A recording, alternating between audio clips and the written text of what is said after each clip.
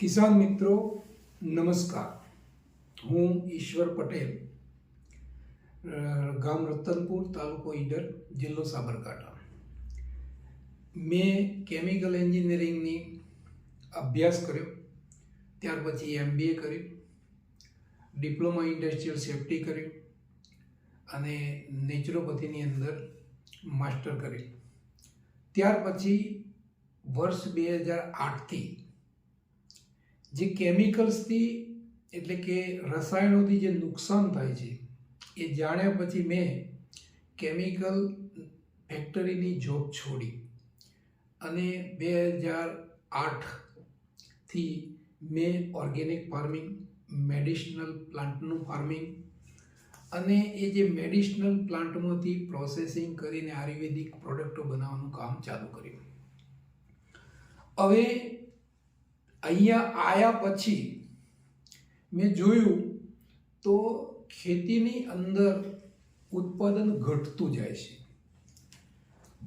વર્ષ 2008ની અંદર જ્યારે હું વડોદરાથી નોકરી છોડી અને ઈડરની અંદર આવ્યો અને જ્યારે શરૂઆત કરી તો હું બધા ખેડૂતોને જોડેથી ડેટા લેતો કે ભાઈ તમારા કપાસનું ઉત્પાદન કેટલું થાય છે. બીટી કપાસ વર્ષ 2000થી ચાલુ થયો અને એ જ બીટી કપાસનું ઉત્પાદન 1 એકરની અંદર 80 થી 90 મણ એટલે કે 20 કિલો. તો 1 એકરની અંદરથી 80 થી 90 મણ ઉત્પાદન થતું હતું. આજની તારીખે જોઈએ તો 25 થી 30 મણ, બહુ તો 40 મણ, સારો ખેડૂત હોય તો 50 મણ. એવરેજલી જોઈએ તો 90 મણનું ઉત્પાદન આપણને મળતું હતું. અત્યારે આપણને 30 મણનું ઉત્પાદન મળે છે. એટલે કે આપણી જે પ્રોડક્ટિવિટી છે એ લગભગ અડધાથી પણ ઓછી થઈ ગઈ. તેનું મુખ્ય કારણ શું છે? કારણો ઘણા બધા છે. તો આપણે એના કારણો ઉપર ચર્ચા કરીએ તો આપણે ઉત્પાદનને વધારી શકીએ. હકીકતની અંદર તમે જ્યારે ડૉક્ટર પાસે જશો, તમને રોગ થયો છે, તો રોગ થવાનું મુખ્ય કારણ જ્યાં સુધી નહીં મળે ત્યાં સુધીનો ઈલાજ નહીં થાય. કારણ કે એ પછી ટ્રાયલ એરર મેથડ થાય અને ટ્રાયલ એરર મેથડની અંદર તમને રિઝલ્ટ મળે બી ખરું અને ના પણ મળે. તો આપણા જે ખેતીની અંદર ઉત્પાદન ઘટવાના ઘણા બધા કારણો છે. એમાં મુખ્ય કારણ શું છે એના વિશે આપણે આજે ચર્ચા કરીશું. અને આપણને મુખ્ય કારણ મળી જશે તો આપણે એનો ઈલાજ કરી શકીશું અને આપણને 100% સફળતા મળશે. હવે જોવા જઈએ તો ભારતની અંદર અને આખા વિશ્વની અંદર ખેતી લોકો વર્ષોથી કરે છે. આપણું ભારત પણ વર્ષોથી ખેતી કરે છે. અલગ અલગ પ્રકારની ખેતી થાય છે. હવે જે અમેરિકાની સંસ્થા છે અને એ જે સંસ્થાએ જે સર્વે કર્યું, OECD કરીને એક સંસ્થા છે, એટલે કે organisation of corporation, OEC, corporation of development, economic development. તો એની અંદર એને કીધું કે ભારત વર્ષ સન 2000 મતલબ 1થી લઈ અને 2000 વર્ષનું એનો સર્વે આખું કેલ્ક્યુલેશન આપેલું છે. અને એ કેલ્ક્યુલેશનની અંદર 1500 વર્ષ સુધી ભારતનો જીડીપી 33% હતો. એટલે અત્યારનું જે ભારત છે એ ભારતનો જીડીપી એટલે કે ઘરેલું ઉત્પાદન વિશ્વની સાપેક્ષની અંદર એટલે કે ત્રીજા ભાગનું જે ઘરેલું ઉત્પાદન છે એ ભારત કરતું હતું અને બાકીના 2 ભાગની અંદર આખું વિશ્વ કરતું હતું. તો એના માટે આ 1500 વર્ષ સુધી આપણા ભારતની અંદર એવી કોઈ ઇન્ડસ્ટ્રી નથી, એવા કોઈ ઉદ્યોગો નહોતા. ઉદ્યોગોની શરૂઆત છેલ્લા 200 વર્ષથી થઈ. સૌથી પહેલાં સ્ટીમ એન્જિન આવ્યું અને ત્યાર પછી ઉદ્યોગોની શરૂઆત થઈ. તો 1500 વર્ષ સુધી ભારતની અંદર કોઈ પણ જાતની ઉદ્યોગો નહોતા, કોઈ પણ જાતની ફેક્ટરી નથી, છતાં પણ ભારતનો જીડીપી 33% હતો. તો એ વખતે ભારતની અંદર શું હતું? ભારતની અંદર ફક્ત અને ફક્ત ખેતી હતી. અને એ ખેતીની અંદર આપણા ભારતના લોકો વેલ્યુ એડિશન કરી અને ફોરેનની અંદર એક્સપોર્ટ કરતા હતા. આજનો ખેડૂત છે એ કપાસ વાવે છે અને સીધો કપાસ વેચી દેશે, તેને મતલબ કંઈ મળશે નહીં. પણ એ જ કપાસની અંદરથી એનું રૂ સેપરેટ કરવામાં આવશે, એના કપાસિયા સેપરેટ કરવામાં આવે, કપાસિયાની અંદરથી એની પાપડી બની અને પશુઓમાં વેચી દેવામાં આવે. એ જે રૂ છે એના દોરા બની અને એનું કાપડ બનાવવામાં આવે તો એને ફાયદો થાય. સપોઝ ટમેટા છે તો ટમેટા સીધા વેચી દેશે તો એને મતલબ ખેડૂત તરીકેનો ફાયદો થશે. અને એનો ભાવ જે છે, આજે તમે કપાસ તમે વેચવા જશો તો લેવાવાળો એનો ભાવ નક્કી કરશે. આજે તમે ટમેટા વેચવા જશો તો ટમેટા લેવાવાળો ભાવ નક્કી કરશે. જ્યારે તમે વેલ્યુ એડિશન કરી અને તમે જો પ્રોડક્ટ વેચશો તો એનો ભાવ તમે નક્કી કરશો. તો એના માટે શું કે એક યુનિટી જોઈએ, એક સહકારની ભાવના જોઈએ. સરકારે સહકારી સંસ્થાઓની સ્થાપના કરી છે, પણ એવું આપણને જે પરિણામ જોઈએ આપણને પરિણામ મળ્યું નથી. કારણ શું છે કે આપણામાં કોઈ એકતા નથી, આપણે એકબીજાને કોઈ સપોર્ટ કરતા નથી. તમને એક સાદું ઉદાહરણ હું આપું તો તમારા ગામની અંદર તમે જાઓ અને કૂતરાને એક પથ્થર મારશો તો કૂતરું ભાગી જશે. કૂતરું મજબૂત છે પણ ભાગી જશે. પણ એ જ પથ્થર તમે મધમાખીને મારશો તો તમારે ભાગી જવું પડશે. તો મધમાખી નાની છે પણ એ લોકોની યુનિટી છે. એટલે તમે એક પથ્થર મારશો તો તમને કરડવા આવશે, તમે ભાગી જશો. તો આપણા ભારતના ખેડૂતોની અંદર એક યુનિટી નથી. આપણને કોણ છેતરે છે આપણને ખબર જ નથી. આજે ઓર્ગેનિકની પાછળ એટલા બધા ખાતરો આવે છે, એટલી બધી દવાઓ આવે છે, આ દવા સારી છે, આ ખાતર સારું છે, અને લોકો એનું રિઝલ્ટ મળે કે ના મળે પણ એની અંદર એ લોકો વાપરે છે. તો આપણે એ સબ્જેક્ટ ઉપર જવું છે કે આપણે ઉત્પાદન કેવી રીતે વધારી શકીએ, અને ઉત્પાદન વધાર્યા પછીનું વેલ્યુ એડિશન આપણે જો યુનિટી હશે તો કરી શકીશું. પણ ઉત્પાદન વધારવું જરૂરી છે. આજે મેં તમને આગળની વાત કરી કે ભાઈ 2008થી લઈ અને 2024ની અંદર કપાસનું જ તમને ડેટા આપું તો જે 90 મણ એવરેજ હતું એનું અત્યારે 30 મણ એવરેજ થઈ ગયું છે. એટલે કે ત્રીજા ભાગનું થઈ ગયું છે. તો થયું કેમ? એના કારણો કયા કયા છે? હવે કારણોની અંદર આપણે એક પછી એક જોઈએ તો 1960 પહેલા આપણે ટોટલી પ્રાકૃતિક ખેતી કરતા હતા, ઓર્ગેનિક ખેતી અત્યારે જેને કહીએ છીએ તે. પણ 60 પછી આપણે એક ગ્રીન રિવોલ્યુશન આવી અને એ ગ્રીન રિવોલ્યુશનની અંદર આપણે ફર્ટિલાઇઝરનો ઉપયોગ ચાલુ કર્યો.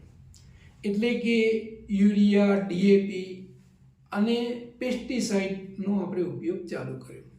શરૂઆતની અંદર આપણને એ યુરિયા, ડીએપી વાપરવાથી બહુ જ સારા પરિણામ મળ્યા અને ક્રમશઃ ઘટતા આપણી પ્રોડક્ટિવિટી ઘટતી ગઈ. તો એના મુખ્ય કારણો શું છે એને આપણે 1 by 1 સમજીએ. હવે યુરિયા છે, ડીએપી છે, એનપીકે છે. યુરિયાની અંદર નાઇટ્રોજન અને કાર્બન ડાયોક્સાઇડને ભેગા કરીએ એટલે યુરિયા બને. એવી રીતે એમોનિયા અને ફોસ્ફરસને ભેગા કરીએ એટલે આપણને ડીએપી બને. એવી રીતે પોટેશિયમ ભેગા કરીએ તો એનપીકે મળે. હવે તમે જોશો તો યુરિયાની અંદર 46% લખેલું હોય છે. હવે આ 46% નાઇટ્રોજન, તો બાકીનું શું? 54%. તો એ જે આપણા ખેતીને ખરેખર ઉપયોગી નથી, છતાં પણ એ 54% એની અંદર છે. એવી રીતે ડીએપીની અંદર બી છે, 12, 32, 16ની અંદર પણ એ જ પ્રકારનું છે. હવે એની અંદર જો આપણે ઘટક તત્વ જોઈએ તો નાઇટ્રોજન, ફોસ્ફરસ અને પોટેશિયમ. એના સબસ્ટિટ્યૂટ તરીકે આપણે જોઈએ તો કેલ્શિયમ, ફોસ્ફરસ અને સલ્ફર. તો આ 6 ઘટક તત્વો આપણે જનરલી આપણા ખેતરની અંદર આપણે નાખતા હોઈએ છીએ. હવે આ જે ઘટક તત્વો છે એ આપણું જે જમીનની અંદરથી ફોસાઇલ ફ્યુઅલ આવે છે, એમાંથી પેટ્રોલ ડીઝલ કાઢ્યા પછીનું જે પેટ્રોકેમિકલ હોય છે અને એ જે અમુક જે મિનરલ્સ હોય છે એનું કોમ્બિનેશન કરીને ફર્ટિલાઇઝર આપણે બનાવેલું હોય છે. એટલે કે એની અંદર ટોટલી કેમિકલ્સ છે. અને એ કેમિકલ્સ તમે જ્યારે જમીનની અંદર નાખો છો, એટલે કે આપણા ખેતરની અંદર આપણે નાખીએ છીએ, આપણે યુરિયા નાખીએ, ડીએપી નાખીએ અથવા તો એનપીકે નાખીએ, તો એનું મુખ્ય જે કેમિકલ છે અને એ ગરમ છે. તો એનાથી સૌથી પહેલાં જે અળસિયું છે એ અળસિયું એનાથી દૂર ભાગી જાય છે. એટલે કે એ જમીનની અંદર નીચે ઉતરી જાય છે, સુસુપ્ત અવસ્થાની અંદર એ જતું રહે છે. હવે એ જે અળસિયું છે એ અળસિયાથી આપણને ઇનડાયરેક્ટ કેટલા બધા ફાયદા થતા હતા એના વિશે આપણે સમજીએ. તો અળસિયું જે આપણું દેશી અળસિયું છે, વર્મી કમ્પોસ્ટ નહીં, દેશી અળસિયું. વર્મી કમ્પોસ્ટનું અળસિયું છે એ હોરિઝોન્ટલ ચાલશે, જ્યારે આપણું જે અળસિયું છે દેશી એ વર્ટિકલ ચાલશે, એટલે કે નીચેથી ઉપર તરફ જશે. અને એ જે અળસિયું છે એનું એ જમીનથી 15 ફૂટ સુધી નીચે જવાની એની ક્ષમતા છે. હવે એ જે અળસિયું માટી ખાતું ખાતું ઉપર આવશે અને એ માટી છોડી દેશે, પાછું એ માટી ખાતું ખાતું નીચે જશે. આ એની સતત પ્રક્રિયા ચાલુ રહેશે. તો એનાથી આપણને એક ફાયદો એ થશે કે જે અળસિયું નીચેથી ઉપર આવે છે, માટી ખાતું ખાતું આવે છે, તો એની અંદર માટીની અંદર જે ઘટક તત્વો છે એ કેટલા હોય છે. તો તમે 1 થી લઈ અને 15 ફૂટ સુધીના માટીના સેમ્પલ લઈને તમે ચેક કરાવો લેબોરેટરીની અંદર, તો એની અંદર આપણને 18 જેટલા ઘટક તત્વો મળશે. હવે એ 18 જેટલા ઘટક તત્વો છે એ આપણી ખેતીને ઉપયોગી છે. અને એ ખેતીની અંદર ઉપયોગી કેવી રીતે? તો આપણા કોઈ પણ પાક છે એનું તમે એનાલિસિસ કરશો તો એની અંદર પણ આ 18 ઘટક તત્વો જ મળશે. મતલબ કે જે આપણી ખેતીને જે ઘટક તત્વો જોઈએ છે, જે મિનરલ્સ જોઈએ છે, જે ખનિજ તત્વો જોઈએ છે, એ આપણી જમીનની અંદર 1 થી 15 ફૂટની અંદર ઓલરેડી અવેલેબલ છે. અને એ નીચેથી ઉપર લાવવાનું કામ આપણું અળસિયું કરતું હતું. એ અળસિયું ખતમ થઈ ગયું એટલે એ જે આપણને મફતની અંદર જે ઘટક તત્વો મળતા હતા, 18 જેટલા ખનિજ તત્વો મળતા હતા, એ બંધ થઈ ગયા. હવે બીજો જે આપણને જે એડવાન્સ ફાયદો થતો હતો કે ભાઈ જ્યારે વરસાદ આવે તો એ વરસાદનું જે પાણી છે એ જે વહી જતું હતું. એટલે કે વરસાદ આવ્યા પછી પાણી ખેતરમાંથી નાળામાં જાય, નાળામાંથી નદીમાં જાય, નદીમાંથી સાગરમાં જતું રહે. હવે જો તમારા અળસિયા એટલે કે ઓર્ગેનિક ખેતી હોય અને અળસિયા એની અંદર હોય તો ઘણા બધા છિદ્રો હશે, તો એ જે પાણી છે રિચાર્જ થઈ જતું હતું અને એ જમીનના તળની અંદર જતું હતું અને એ જમીનનું જે તળિયું છે એ ઉપર આવતું, એટલે કે વોટર ટેબલ એને કહેવાય. તો વોટર ટેબલ આપણું ઉપર રહેતું હતું. અત્યારે વોટર ટેબલ આપણું ઘણું બધું નીચે જાય છે અને અમુક લેવલથી નીચે જાય એટલે સરકાર પણ એને ડાર્ક ઝોન તરીકે જાહેર કરે છે. તો એ જે વોટર ટેબલ જે છે એ આપણું ઉપર રહેતું હતું. પહેલાંના જમાનાની અંદર કૂવાની અંદર પહેલી વાવો હતી, વાવોમાંથી પાણી કાઢતા હતા, પછી કૂવા આવ્યા, કૂવાની અંદર કોસ મૂક્યા અને ત્યાર પછી મશીન આવ્યા, મશીન પછી મોટરો આવી, પછી સબમર્સિબલ આવી. હવે પાણીનું તળિયું નીચે જતું જાય છે. હવે તો બોર 600, 700, 800 ફૂટ, 1000 ફૂટે પણ ઘણી વખતે પાણી મળતું નથી. હવે જે પાણી તળિયું નીચે જાય છે, એક તો પાણીની આ સમસ્યા તો પેદા થઈ જ છે, અને ઇરિગેશનની સમસ્યા તો પેદા થઈ છે. હવે એ જે પાણી નીચેથી ઉપર જ્યારે આવે છે તો જમીનની અંદર જ્યારે તમે જેમ જેમ નીચે જશો તેમ હેવી મેટલ્સ વધારે આવશે. એટલે કે જે ખનિજ તત્વનો મોલિક્યુલર વેટ વધારે હોય એને હેવી મેટલ કહેવામાં આવે. તો એ જે હેવી મેટલ જે છે એ બધા જ કાર્સિયોજેનિક છે. એ પાણીની અંદર ઓગળીને આવશે, એ પાણી આપણા ખેતરની અંદર વપરાશે, આપણે પીવામાં વપરાશે. તો એ જે પાણી જે છે એ પણ આપણી હેલ્થને નુકસાન કરે છે. તો આ એક ડિસએડવાન્ટેજ છે. ત્રીજા નંબરની અંદર જોઈએ તો એ જે હોલ છે, જ્યારે આપણે પિયત આપીશું તો એ જે પિયતની અંદર પાણી નીચે ઉતરશે અને થોડા સમય પછી સુકાઈ જશે. સૂર્યની ગરમી પડશે એટલે એ પાણીનું બાષ્પીભવન થશે અને એ પાણીની વરાળના રૂપની અંદર એ ફેરવાશે. અને હવા એની અંદર ઓલરેડી હાજર છે. તો હવા અને પાણીનું જે મિક્સચર છે એ મિક્સચર જે છે આપણા છોડના જે મૂળ છે ને એ ઇઝીલી લઈ શકે છે. એટલે કે એની અંદરથી એને નાઇટ્રોજન બી મળી જશે અને ઓક્સિજન પણ મળી જશે. તો એ જે આપણને ફાયદો હતો એ પણ બંધ થઈ ગયો. હવે જે તમારું જે 46% નાઇટ્રોજન છે અને બાકીનું જે છે એનાથી શું થાય છે કે આપણી જે જમીન છે, જમીનના જે કણ વચ્ચેની જે જગ્યા છે એ જગ્યા આપણી પૂરાઈ જાય છે અને કણ એકદમ નજીક આવી જાય છે. એટલે કે એક સિમેન્ટિંગ જેવું લેયર થઈ જાય છે. અને આ સિમેન્ટિંગ લેયરના કારણે પાણી જે નીચે જવું જોઈએ નીચે જતું નથી. હવે પાણી નીચે નથી જતું તો એ પાણી ઉપર રહેશે, સૂર્યની ગરમીથી બાષ્પીભવન થઈ જશે. એટલે કે આપણું જે નોર્મલી જે કેમિકલ ફાર્મિંગની અંદર આપણે પિયત વધારે કરવું પડશે. એટલે કે એક પાકની અંદર આપણું જે 5 પિયતથી પત્તું હોય એની અંદર આપણે 7 વખત પિયત કરવું પડે. કેમ કે જે પાણી છે એ ઉડી જાય છે અને જે અંદર જવું જોઈએ જતું નથી. તો આ જે મુખ્ય નુકસાન આપણને થાય છે. હવે શું થશે કે આપણને જે વધારાના જે 18 ઘટક તત્વો જે મફતમાં મળતા હતા એ બંધ થઈ ગયા. તો હવે આપણા જે ખેતી પાક છે એને ઘટક તત્વો તો આપવા પડશે. તો એ ઘટક તત્વો આપણે બહારથી આપીએ છીએ. હું તમને એક સાદું ઉદાહરણ આપું કે આપણા ઘરની અંદર કિચન છે, કિચનની અંદર કરિયાણું ભરેલું છે અને એ જે કરિયાણાની અંદરથી રસોઈ બને છે અને આપણે દરરોજ ખાઈએ છીએ.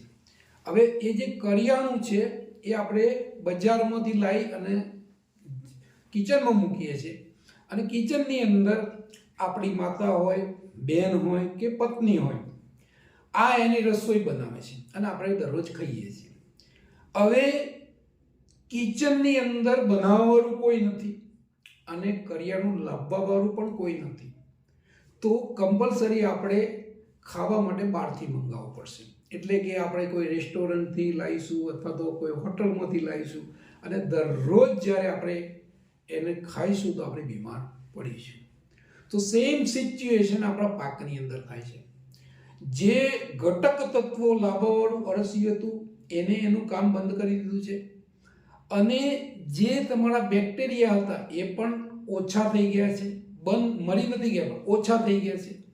તો એના કારણે તમારે બહારથી તમારે ખાતરના રૂપમાં તમે નાખો છો. એટલે કે તમે યુરિયા નાખશો, ડીએપી નાખશો, NPK નાખશો, કેલ્શિયમ, મેગ્નેશિયમ, સલ્ફરવાળું ખાતર નાખશો તો પણ તમે જોશો તો સરવાળો કરશો તો 6 થી 10 થશે પણ પૂરેપૂરા 18 તત્વો મળતા નથી. હવે 18 તત્વો નથી મળતા તો આપણા પાકની અંદર એની એક ઉણપ ઊભી થાય છે અને એ ઉણપના કારણે એક પ્રકારનો રોગ પેદા થાય છે. અને આપણે પણ ભણેલા છે કે ભાઈ આ પ્રકારના જો આપણી ઉણપ હોય, વિટામિન સીની ઉણપ હોય તો સ્કર્વીનો રોગ થાય, વિટામિન બીની ઉણપ હોય તો આ રોગ થાય. તો એવી રીતે આપણા પાકની અંદર એની રોગ પ્રતિકારક શક્તિ ઘટી જાય છે અને એના કારણે એની અંદર રોગના જંતુઓનો એટેક આવે છે. રોગના જંતુઓનો એટેક આવે છે એટલે આપણે એના ઉપર પેસ્ટિસાઇડનો સ્પ્રે કરીએ છીએ. એ પેસ્ટિસાઇડ જે છે અત્યારે ભારતની અંદર, વર્લ્ડની અંદર 600થી ઉપરના કન્ટેન્ટ જે છે એ આપણે પેસ્ટિસાઇડના રૂપમાં આપણે વાપરીએ છીએ. એ પેસ્ટિસાઇડની અંદર બધા હેવી મેટલ જ હોય છે અને બધા જ કાર્સિયોજેનિક છે, એટલે એનાથી કેન્સર જ થાય. હવે એ જે સ્પ્રે તમે કરો છો તો 1% તમારા પાક ઉપર રહે છે અને બાકીનું 99% જમીનની અંદર પડે છે. અને એ જમીનની અંદર જે આપણા બેક્ટેરિયા હતા કે જે માઇક્રો ઓર્ગેનિઝમ કહેવાય, જેને સૂક્ષ્મ જીવાણુ કહેવાય, એનો નાશ થાય છે. તો હવે શું થયું કે એ જે બેક્ટેરિયા જે બનાવવાના હતા, જે રસોઈ બનાવવાના હતા, એ પણ ધીમે ધીમે ધીમે ઓછા થતા જાય છે. અને એના કારણે એ કન્ટિન્યુઅસ પ્રોસેસ ચાલે છે, એટલે આપણું ઉત્પાદન ધીમે ધીમે ધીમે ધીમે ધીમે ઓછું થતું ગયું. હવે આ જે કેમિકલ ફર્ટિલાઇઝર છે એનાથી આપણને આ નુકસાન થાય છે. જે ભગવાને જે ઇકોસિસ્ટમ, જે પોષણ કડી બનાવેલી હતી કે આપણા જે પાક છે, તો પાકની ઉપર જે જંતુઓ છે, જે જીવાત છે, એ જીવાત બે પ્રકારની આવે. એક જે જીવાત જે છે એ માંસાહારી હોય અને બીજી જીવાત છે શાકાહારી હોય. આપણી જે શાકાહારી જીવાત છે એ આપણા પાકને ખાય, પણ માંસાહારી જીવાત છે એ તમારા શાકાહારી જીવાતને ખાય. તો એનાથી આખું કંટ્રોલ થતું હતું. આપણી જે કાબર છે, ચકલી છે, કાગડો છે, એ ઈયળને ખાય. તો આ જે સિસ્ટમ, જ્યારે આપણે પેસ્ટિસાઇડનો છંટકાવ કરીએ છીએ ત્યારે જે મતલબ વેજીટેરિયન અને નોન વેજીટેરિયન બંને પ્રકારની જીવાત મરી જાય છે. એટલે જે આપણને કુદરતી રીતે નોનવેજ જે જીવાત હતી કે જે માંસાહારી જીવાત હતી એ શાકાહારી જીવાતને ખાઈ જતી હતી, એ ફાયદો પણ આપણને ઘટતો ગયો. અને એના કારણે આપણે વારંવાર પેસ્ટિસાઇડનો સ્પ્રે કરવો પડે છે. અને જે વારંવાર પેસ્ટિસાઇડનો સ્પ્રે કરીએ છીએ તો એટલું જ ઝેર જમીનની અંદર ઉતરતું જાય છે. અને એ જે જમીનની અંદરથી આપણા પાકની અંદર બી આવે છે. એ પાક આપણે પણ ખાઈએ છીએ, આપણા પશુઓ પણ ખાય છે, અને એના કારણે આપણને હેલ્થની અંદર ઘણા બધા ઇસ્યુઓ ચાલુ થઈ ગયા છે. હવે બીજી વસ્તુ છે કે જે આપણા જે માઇક્રો ઓર્ગેનિઝમ, જેને આપણે સૂક્ષ્મ જીવાણુ કહીએ છીએ, આપણી સાદી ભાષામાં એને બેક્ટેરિયા કહીએ છીએ. તો આજે દર વર્ષે ઘટતું ઉત્પાદન છે, તો મેઇન વસ્તુ જે છે કે ભાઈ બેક્ટેરિયા હોવા જરૂરી છે. હવે એ જે બેક્ટેરિયા છે એ કેટલા હોવા જોઈએ? તો તમારી જમીનની અંદર 1 ગ્રામ જમીનની અંદર ઓછામાં ઓછા તમારી ખેતી કરવા માટે 10 કરોડથી વધારે બેક્ટેરિયા હોવા જોઈએ. અત્યારે હાલ આપણા 1 કરોડથી પણ ઓછા બેક્ટેરિયા છે. હવે મુખ્ય વસ્તુ જે છે કે આપણા જે બેક્ટેરિયાનો રોલ શું છે? તો બેક્ટેરિયાનો રોલ ઘણો બધો છે. આજે જે કંઈ પાક થાય છે એ બેક્ટેરિયાના લીધે જ થાય છે. અને બેક્ટેરિયા ન હોય તો આપણો પાક શક્ય નથી. હવે તમને હું સાદું ઉદાહરણ આપું તો આપણા જે ગામની અંદર પહેલાંના જમાનાની અંદર આપણે ઘર બનાવવા માટે આપણા ખેતરની અંદર ઈંટવા બનાવતા હતા, ઈંટો પાડતા હતા. અને એ ઈંટો પાડ્યા પછી એને મતલબ આપણા જે પ્રજાપતિ છે એ લોકો ઈંટો પાડતા, એને સળગાવતા, એને પકવતા, અને એની ઈંટો બન્યા પછી આપણે એને પૂરી દેતા, અને પૂર્યા પછી પાછા ફરીથી ખેતી કરતા હતા. હવે જ્યાં તમે ઈંટોનો ભઠ્ઠો જે ઈંટવા જે પાડેલો છે અને એને પૂર્યા પછી તમે ત્યાં ખેતી કરશો તો પહેલા વર્ષે એ ખેતી થતી નથી, બીજા વર્ષે થોડી થશે, ત્રીજા વર્ષ, ચોથા વર્ષથી એની ખેતી થવાની ચાલુ થાય છે. તો પહેલા વર્ષે, બીજા વર્ષે, ત્રીજા વર્ષે ધીમે ધીમે ખેતી વધે છે, પહેલાં વધતી નથી. તેનું કારણ શું છે? તો હું તમને એક સિમ્પલ ઉદાહરણ આપું. ઈંટ જ્યારે તમે બનાવશો, કાચી ઈંટ હશે તો એનો રંગ કેવો હોય છે? લગભગ કાળા જેવો હશે. અને જ્યારે પકવો છો તો એ લગભગ લાલ થઈ જાય છે. તો મતલબ કે કાળામાંથી લાલ થયું તો કંઈક તો એની અંદર હતું.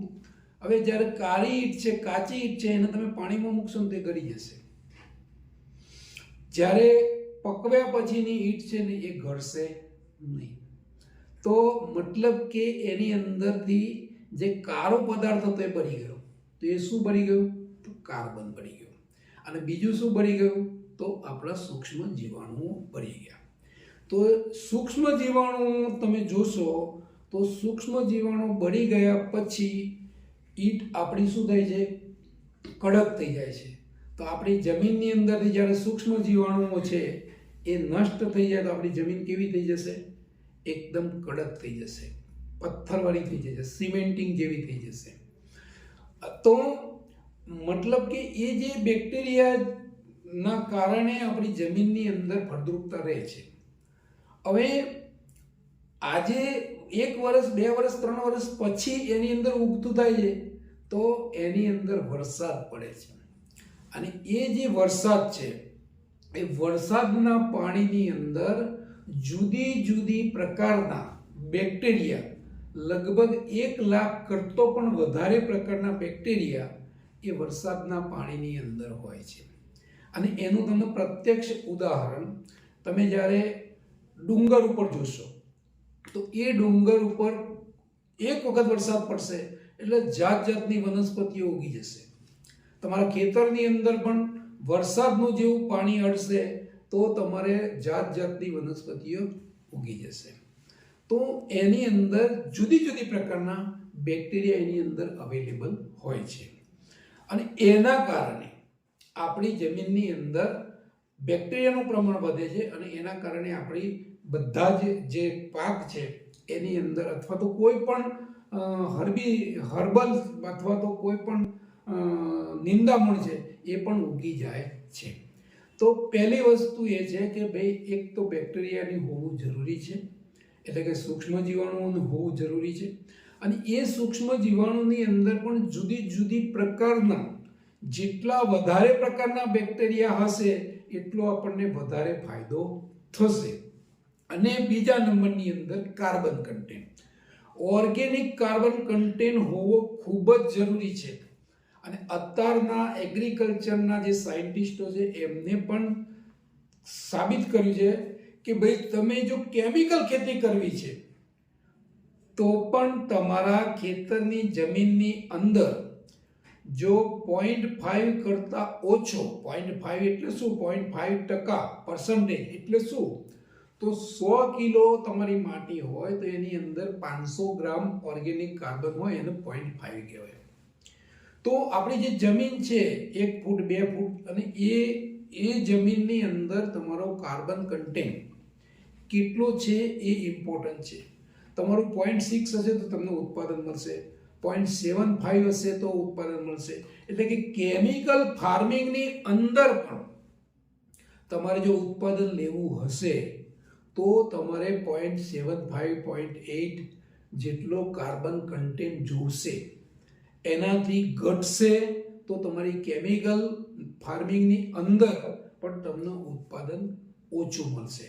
અને 0.5 થી નીચે જશે એટલે તો તમારી જમીન બંજર થઈ જશે. તો આપણે એક તો ઓર્ગેનિક કાર્બન હોવો જરૂરી છે અને બીજા નંબરની અંદર જુદી જુદી પ્રકારના બેક્ટેરિયા છે એ આપણી જમીનની અંદર હોવા જરૂરી છે. હવે એ આપણને કેવી રીતે મળે?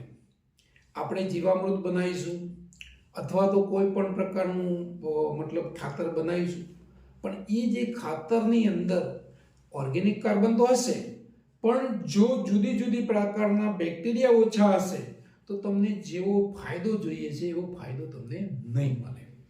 કારણ શું છે કે 1 લાખ પ્રકારના બેક્ટેરિયા જો તમારે ખાતરની અંદર હશે તો એ બધા જ બેક્ટેરિયાનું કામ અલગ અલગ હોય છે. અમુક જે બેક્ટેરિયા છે કે એ વધુ ટેમ્પરેચરની અંદર પણ કામ કરે છે, અમુક જે બેક્ટેરિયા છે કે વધુ પાણીની અંદર પણ કામ કરે છે, અમુક બેક્ટેરિયા છે કે બિલકુલ ઓછા પાણીની અંદર પણ કામ કરે છે, અમુક બેક્ટેરિયા છે ઠંડીની અંદર પણ કામ કરે છે, અમુક બેક્ટેરિયા જે છે કે વરસાદની અંદર પણ કામ કરે છે. તો આજે જુદી જુદી પ્રકારના જો બેક્ટેરિયા હશે તો એ તમારા પાકને નુકસાન નહીં થવા દે અને એ તમારો પાક જે છે એ વ્યવસ્થિત રીતે તમને ઉત્પાદન આપશે.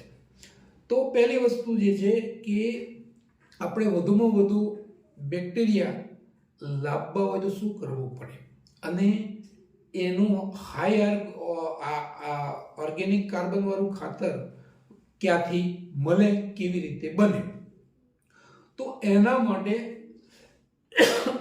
દેશી ગાય સૌથી વધારે જુદી જુદી પ્રકારના બેક્ટેરિયા વરસાદના પાણીની અંદર હોય છે, અને ત્યાર પછી આ દુનિયાની અંદર, આ ભૂમિ ઉપર જે એક દેશી ગાય છે જેની ખૂંદ હોય, આપણી દેશી નસલની જે ગાય છે, પછી ગીર હોય, કોકરેજ હોય કે કોઈ પણ પ્રકારની ગાય હોય, એ ગાયની અંદર એનું જે ઓતરડું હોય છે એ ખૂબ લોબું હોય છે, અને એની અંદર બેક્ટેરિયા મળતા હોય છે.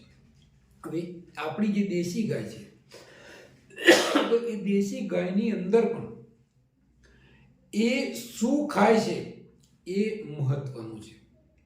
અત્યારે હાલ આપણી જે ગાય છે એ જે ખાય છે તો પેસ્ટિસાઇડ વાળું જ ખાય છે, ઘાસ હોય કે પછી કોઈ પણ હોય. તો એ જે પેસ્ટિસાઇડના કારણે એની જે ક્ષમતા છે, કારણ કે એના શરીરની અંદર ઝેરનું પ્રમાણ દિવસે દિવસે વધતું જાય છે, એટલે એ જે ઝેર છે એ જે જુદી જુદી પ્રકારના બેક્ટેરિયા ડેવલપ કરી શકતું નથી. એટલે દરેક ગાયની અંદર અલગ અલગ પ્રકારના બેક્ટેરિયા સરખા હોય છે એવું નથી. હવે એક ગાય છે કે જે બિલકુલ ઓર્ગેનિક ખાય છે, અને એ જે ઓર્ગેનિક ખાય છે તો એની અંદર બેક્ટેરિયાનું પ્રમાણ વધતું જશે. બીજા નંબરની અંદર એ જુદી જુદી પ્રકારની વનસ્પતિ ખાશે, નક્ષત્ર પ્રમાણેની વનસ્પતિ ખાશે, તો એની અંદર બેક્ટેરિયાનું પ્રમાણ વધતું જશે. તો એના માટે દેશી ગાય છે, એ દેશી ગાયને આપણે એક તો ઓર્ગેનિક ખોરાક આપવો પડે. બીજા નંબરની અંદર જુદી જુદી વનસ્પતિ, જુદી જુદી જડીબુટ્ટી છે, એને આપણે મતલબ ભેગી કરીને એનો એ અર્ક બનાવવો પડે, અને એ અર્ક એને આપવો પડે. ત્રીજી વસ્તુ એ છે કે જે પાણી પીવે છે એ પણ ઓર્ગેનિક હોવું જોઈએ, એ પણ બેક્ટેરિયા વાળું હોવું જોઈએ. અત્યારે માર્કેટની અંદર ચિપ્સ પણ મળે છે, એ ચિપ્સ તમે પાણીની અંદર મૂકી દેશો તો એની અંદર અલગ અલગ પ્રકારના બેક્ટેરિયા ડેવલપ થશે, અને એ પાણી પીશે તો એનું જે ડિટોક્સિફિકેશન છે, એની જે દેશી ગાયની અંદર પણ ઝેર જેમ જેમ નીકળતું જશે તો એમ 100, 200, 500, 1000, 2000, 3000 એની અંદર પણ 1 લાખ કરતાં પણ વધારે પ્રકારના બેક્ટેરિયા એના ગોબરની અંદર પેદા થશે, અને એ પ્રમાણે દૂધની પણ ગુણવત્તા વધશે, એના ગૌમૂત્રની ગુણવત્તા પણ વધશે. તો એ પ્રકારનું જે કાર્ય છે એ અમે લોકો કરી રહ્યા છીએ, અને એની અંદર હાઈ કાર્બન બેક્ટેરિયા છે એ તમને ઉપલબ્ધ પણ થઈ શકે છે. હાઈ કાર્બન અને હાઈ બેક્ટેરિયા વાળું લિક્વિડ પણ તમને અવેલેબલ છે, અને એનો ઉપયોગ કરવાથી આપણા પાકની અંદર, આપણા ખેતરની અંદર કાર્બન કન્ટેન્ટ વધતો જશે. માઇક્રો ઓર્ગેનિઝમ છે, સૂક્ષ્મ જીવાણુ છે, એની સંખ્યા પણ વધતી જશે, અને એ જે વધતી જ્યારે આપણો જે ખેતરનો ઓર્ગેનિક કાર્બન છે એ 2-2.5% સુધી જશે, ત્યાર પછી તમારે કોઈ પણ 15 થી 20 વર્ષ સુધી પણ તમે કંઈ જ પણ નહીં નાખો તો પણ તમારા જંગલની અંદર જેવી રીતે હર્યું ભર્યું જંગલ રહે છે એવી રીતે તમારા ખેતરની અંદર ઉત્પાદન આયા જ કરશે.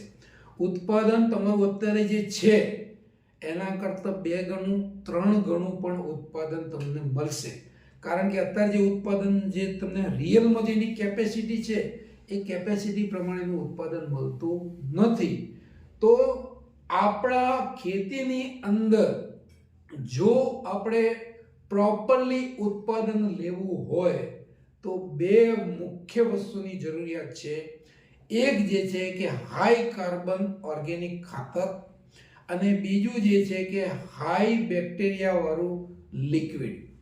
તો આ બંનેનો આપણે જ્યારે ઉપયોગ કરીએ તો આપણને આપણા જમીનની અંદર આપણે એની અંદર ઓર્ગેનિક કાર્બન અને માઇક્રો ઓર્ગેનિઝમની સંખ્યા વધારીશું તો આપણને ડેફિનેટલી આપણને એની અંદરથી ઉત્પાદન મળશે. આપણે જે ધારીએ છીએ એના કરતાં પણ સારું પરિણામ મળી શકશે. બીજા નંબરની અંદર સ્પ્રે કરવાનું. તો સ્પ્રેની અંદર પણ ઓર્ગેનિક વસ્તુ તમે ઉપયોગ કરશો તો તમારા બેક્ટેરિયા મરશે નહીં. આજે તમે આ કર્યા પછી પણ જો તમે પેસ્ટિસાઇડ વાપરશો તો જે તમે ખરેખર તમારી જમીનની અંદર જે બેક્ટેરિયા વધાર્યા એને પાછા ફરીથી તમે મારી નાખશો. તો એના માટે પણ એમિનો એસિડ વાળું એમિનોલાઇઝર કે જે આપણે મતલબ બહારની અંદરથી પણ બનાવી શકીએ તો એ પણ અત્યારે હાલ માર્કેટની અંદર અવેલેબલ છે. બીજું કે એન્ઝાઇમ બેઝ, આજે લીમડો છે, જે કડવી વસ્તુઓ જે છે, આકડો છે, એની અંદરથી એક એન્ઝાઇમ બનાવેલું હોય અને એનો સ્પ્રે કરીએ તો એનાથી જંતુઓ જે છે, જીવાત છે, એ કંટ્રોલ થઈ જાય છે અને તમારા પાકને કોઈ નુકસાન કરતું નથી. તો આવી જે 4 પ્રકારની વસ્તુઓનો જો આપણે વપરાશ કરીશું તો આપણને ઉત્પાદન બી મળશે, સારી ક્વોલિટીનું ઓર્ગેનિક પ્રોડક્ટ પણ મળશે અને એનાથી આપણી જે પ્રોડક્ટિવિટી એ વધશે. તો મિત્રો, આજે મારો જે ચર્ચા હતી એ તમને ખરેખર લાભદાયી રહેશે અને તમને જો રસ હોય અને તમારે આગળ વધવું હોય તો તમે અમારો સંપર્ક કરી શકો છો. મારું નામ ઈશ્વર પટેલ છે. મારો મોબાઈલ નંબર છે 90 990 69 406. ફરીથી નંબર બોલું છું 90 990 69 406. આભાર.